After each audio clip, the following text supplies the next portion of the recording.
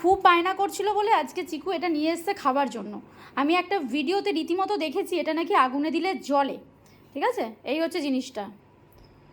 তো আমি এখন চিকুকে প্রমাণ দেওয়ার জন্য এটা সত্যি জ্বালাচ্ছি আর দেখবো এটা কতটা জ্বলে। আমি রীতিমতো এটা একটা মানে ভিডিওতে দেখেছিলাম, এটা রীতিমতো প্লাস্টিকের মতো জ্বলে এবং প্লাস্টিকের মতো নাকি প্লাস্টিক পোড়া গন্ধও বেরোয়।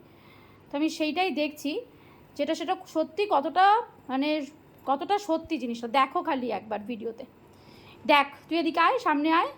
তুই তো বিশ্বাস করছিলি না যে এটা আগুনে জ্বলে, খালি দেখ এটা কিভাবে আগুনে জ্বলছে।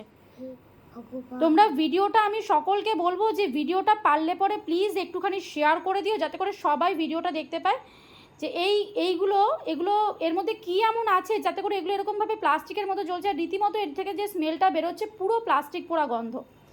আমি সত্যি জানি না এর মধ্যে কী আছে, জানলে পরে সেটা ভিডিওতে অবশ্যই বলতাম। কিন্তু তোমরাদেরকে যারা ভিডিওটা দেখবে তাদের প্রত্যেককে বলবো এই ভিডিওটা অবশ্যই করে শেয়ার করো। আমার এত ভিডিও তো তোমরা সবাই শেয়ার করো, এই ভিডিওটা অবশ্যই শেয়ার করো যাতে করে আরও সবাই দেখতে পায় এবং এই খাবারগুলো বাচ্চাদেরকে, আমি তো আর দিচ্ছি না, এবার আমি বলবো অন্য কেউ বাচ্চাদেরকে অন্তত আর দিও না এই ধরনের খাবারগুলো।